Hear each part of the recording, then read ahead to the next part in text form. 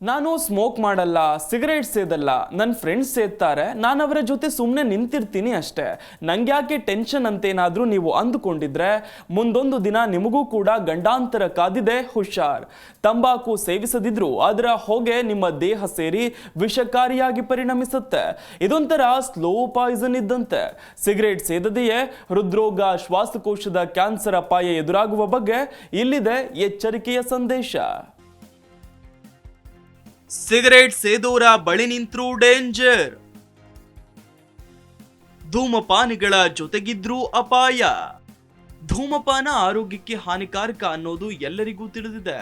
ತಂಬಾಕು ಸೇವನೆಯು ಶ್ವಾಸಕೋಶದ ಕ್ಯಾನ್ಸರ್ ಮತ್ತು ಉಸಿರಾಟದ ಕಾಯಿಲೆಯ ಸಾಧ್ಯತೆಯನ್ನು ಹೆಚ್ಚಿಸುತ್ತೆ. ಹಾಗೇನೆ ಸಿಗರೇಟ್ ಸೇದದವರು ಕೂಡ ಇದರಿಂದ ಅಪಾಯಕ್ಕೆ ಒಳಗಾಗ್ತಾರೆ ಅನ್ನೋದು ಅಧ್ಯಯನದಿಂದ ತಿಳಿದು ಬಂದಿದೆ. ಸ್ಮೋಕಿಂಗ್ ಆರೋಗ್ಯದ ಮೇಲೆ ಪರಿಣಾಮ ಬೀರಲು ಸಿಗರೇಟ್ ಸೇದಲೇಬೇಕಿಲ್ಲ. ಸೇದುವವರ ಪಕ್ಕದಲ್ಲಿ ನಿಂತಿರೋದು ಕೂಡ ಡೇಂಜರಸ್. ಸಿಗರೇಟ್ ಸೇದುವುದು ಆರೋಗ್ಯಕ್ಕೆ ಒಳ್ಳೆಯದಲ್ಲ ಅಂತ ಗೊತ್ತಿದ್ರೂ ದೇಶದಲ್ಲಿ ಸಿಗರೇಟು ಮತ್ತು ಆಲ್ಕೋಹಾಲ್ ಸೇವನೆ ಮಾಡುವವರ ಸಂಖ್ಯೆ ಹೆಚ್ಚುತ್ತಲೇ ಇದೆ. ಸ್ಮೋಕಿಂಗ್ ಶ್ವಾಸಕೋಶ ಸೇರಿದಂತೆ ಇತರೆ ಆರೋಗ್ಯ ಸಮಸ್ಯೆಗೂ ಕಾರಣವಾಗುತ್ತದೆ. 2018ರ ಅಧ್ಯಯನವು ತಂಬಾಕು ಹೊಗೆಯು 7,000ಕ್ಕಿಂತ ಹೆಚ್ಚು ರಾಸಾಯನಿಕಗಳನ್ನು ಹೊಂದಿದೆ ಅಂತ ತೋರಿಸಿದೆ. ಅಲ್ಲದೆ ಇದು ಕನಿಷ್ಠ 69 ಬಗೆಯ ಕ್ಯಾನ್ಸರ್ ಅನ್ನು ಉಂಟು ಮಾಡುತ್ತೆ ಅಂತ ತಿಳಿದು ಬಂದಿದೆ. ನೀವು ಈ ರಾಸಾಯನಿಕಗಳನ್ನು ಉಸಿರಾಡಿದಾಗ ಅವು ನಿಮ್ಮ ಶ್ವಾಸಕೋಶದಿಂದ ನಿಮ್ಮ ರಕ್ತ ಪ್ರವಾಹಕ್ಕೆ ಚಲಿಸಬಹುದು, ನಿಮ್ಮ ರಕ್ತದಿಂದ ನಿಮ್ಮ ದೇಹದ ಇತರ ಭಾಗಗಳಿಗೆ ಹರಡಬಹುದು ಮತ್ತು ನಿಮ್ಮ ಆರೋಗ್ಯದ ಅನೇಕ ಅಂಶಗಳನ್ನು ಋಣಾತ್ಮಕವಾಗಿ ಪರಿಣಾಮ ಬೀರಬಹುದು. ಅಷ್ಟೇ ಅಲ್ಲ, ಸ್ಮೋಕಿಂಗ್ ಆರೋಗ್ಯದ ಮೇಲೆ ಪರಿಣಾಮ ಬೀರಲು ಸಿಗರೇಟ್ ಸೇದಬೇಕಿಲ್ಲ. ಸೇದುವವರ ಪಕ್ಕದಲ್ಲಿ ನಿಂತಿರೋದು ಕೂಡ ಡೇಂಜರಸ್ ಅಂತ ತಜ್ಞರು ತಿಳಿಸಿದ್ದಾರೆ. ಸಿಗರೇಟ್ನಿಂದ ಬರುವ ಹೊಗೆಯನ್ನ ಧೂಮಪಾನಿಗಳಲ್ಲದವರು ಕೂಡ ಉಸಿರಾಡುತ್ತಾರೆ. ತಂಬಾಕು ಹೊಗೆಯು 4,000ಕ್ಕಿಂತ ಹೆಚ್ಚು ವಿಷಕಾರಿ ರಾಸಾಯನಿಕಗಳನ್ನು ಹೊಂದಿರುತ್ತದೆ.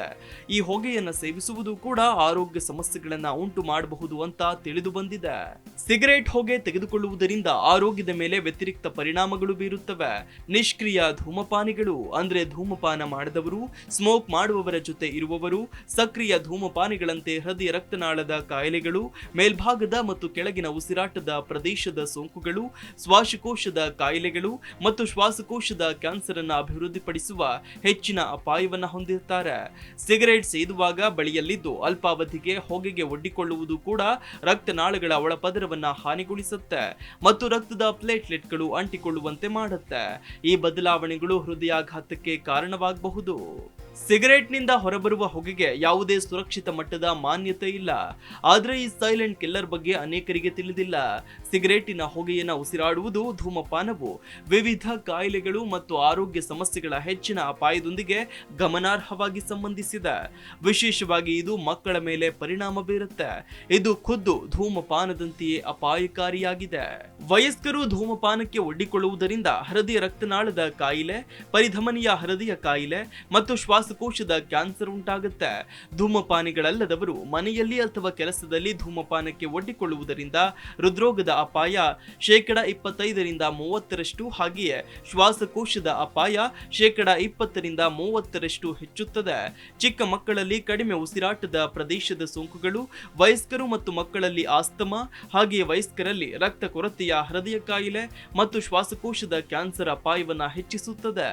Desk bureau, G Kannada news. G Kannada news ಈಗ ನಿಮ್ಮ ಮನೆಯಲ್ಲೇ ನೋಡಿ. ಎಲ್ಲ ಕೇಬಲ್ಗಳಲ್ಲಿ ಈಗ ಲಭ್ಯ. ನಿಮ್ಮ ನೆಚ್ಚಿನ ಜಿ ಕನ್ನಡ ನ್ಯೂಸ್ ಈಗ ಸನ್ ಡೈರೆಕ್ಟ್ ನಲ್ಲಿ number 292, Tata play number 1664, Jio TV number 1334, NXT digital number 30, N cable number 30, city networks 51, U digital number 162, GTPL number 17, Rockline telecommunications number 42, Shri Basaveshwara cable number 168, rural cable network 60, Vinayaka digital 57, Abhishek cable 821, city channel 53, Siddeshwara cable network 57, V4 digital Infotech 628, ಸೂರ್ಯ digital networks 53, Gajanan digital number 836, Malnad infotech private limited number 56, metro cast number 830, victory digital number 167ರಲ್ಲಿ ನೋಡಿ ಆನಂದಿಸಿ.